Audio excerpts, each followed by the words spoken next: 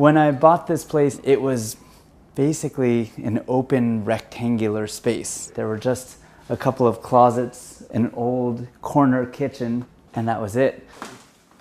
So here's the cabinet fully closed. Perhaps the most interesting feature is the bed. Initially, we were looking at different ways that we could start to sort of subdivide the space into kind of smaller spaces. But pretty quickly it became clear that there wasn't really enough room to get a real bedroom in here. And if you did, then there wasn't really room to have a real living room area. And Eric is a pretty serious cook, and so there wasn't really a way to kind of get like a tiny little kitchen in here. That wouldn't really work for him. So we started to think about sort of ways that we could sort of dramatically increase the density of the amount of stuff that we could get in here by really creating sort of areas of overlap, where you get like a living area and a bed area and a kind of dining area and a lounge area, and they're not necessarily separate, but they're sort of leaking into one another in a way. This door of the bed can be kept this way just to provide darkness and privacy to the bed on the other side, but it can also open up to provide light and air. And for that matter, this pushes in, and then this serves as a desk at this point, and we have storage for the desk. Then over here we have closets on this side as well. And in fact, maximizing the storage space, there's even a door over here that opens up to use the space beneath the counter. At this point, this is the bedroom here, whereas before it was the entertainment room, the living room. I get a lot of pleasure out of seeing the apartment in its different contexts. Did you get a sense that there's a real separation of space? Absolutely. Especially that this door comes out and pushes in. Maybe the best example of that is when I have guests stay over.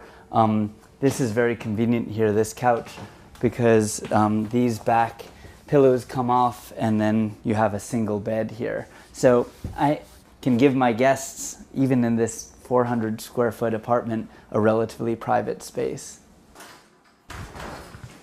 Once that opens all the way, I certainly can't see on this side, and a guest can't see to the bed area, so there's some privacy. So one of the things that we wanted to start to do here, to start to break up some of the surfaces, these aluminum bars, they give us a way to be able to operate all of the different panels without having any extra handles. We were really happy to start to think a little bit about how to get light and air through some of the solid surfaces. And so this is actually just a off-the-shelf perforated steel that we've lacquered. The holes are just sized just right to pass a computer cable through.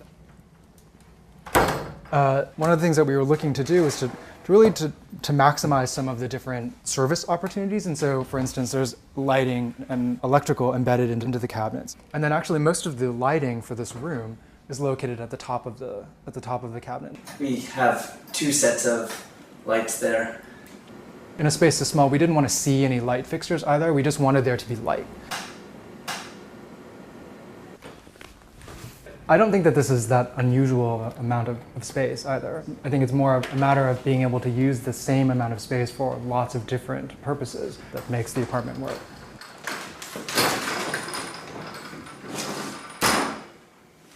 So one of the things that we really like about the space is that the desk, when the cabinet is completely closed, the desk works as a kind of a console or bar. So often when Eric has people over, he'll set up sort of snacks and cocktails so that the guests can sort of help themselves, and he can tend to things that are in the kitchen.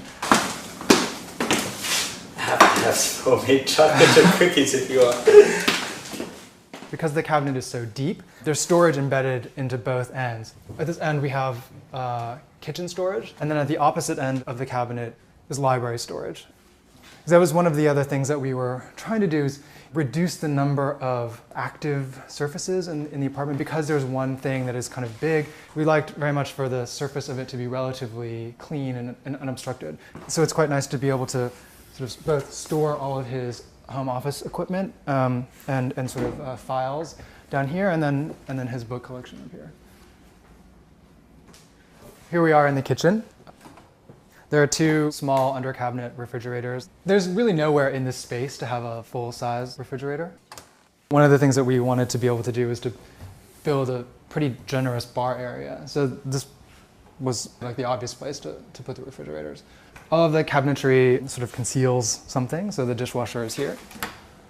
As a general sort of design strategy, what we're trying to do is also kind of reduce the number of times that you see stuff. And so I guess we go to something that is a little bit like minimalism as a kind of default position. But one of the things that we also wanted to start to do is to kind of use the hiding or the concealing of things as a little bit of a design opportunity. These are adjustable shelves and they're lit up here, but then there's a acrylic panel that we made that slides and it lights up nicely. And so at night you can actually get a little bit of a red glow from this corner of the kitchen. I spent my first year out of college teaching in Japan, so I think Japanese sensibilities influenced my sense of space a little bit. I mean, this kind of works, this compact way. This is very comfortable for me. I feel the idea of excess space, I like everything being meaningful, and I feel in this particular sort of space, everything is meaningful. I suppose, I would be careful about any more linens. I have linens up there. Not that I need more. I like having to make choices. I do have to make choices. The KitchenAid mixer. This is my choice. It takes up quite a bit of space, but I like to cook. Everything is here for a reason. That's how I want it to be. I do keep the food processor beneath the sink. I have extra storage that ends up doubling as recycling before I bring it to the basement. I wouldn't mind, I suppose, if I ended up with a little more dry goods storage. Part of the reason is that we have the microwave oven there. But we're actually talking about possibly having a rack in here that would roll out, and that will at least make it easier to get at things. I like having everything for a purpose. And not a matter of just bringing things in because I have it or I can have it. I get overwhelmed by too much. A lot of the work of my office, because we work in New York, a lot of times we're working at a scale that's somewhere between being furniture and being architecture.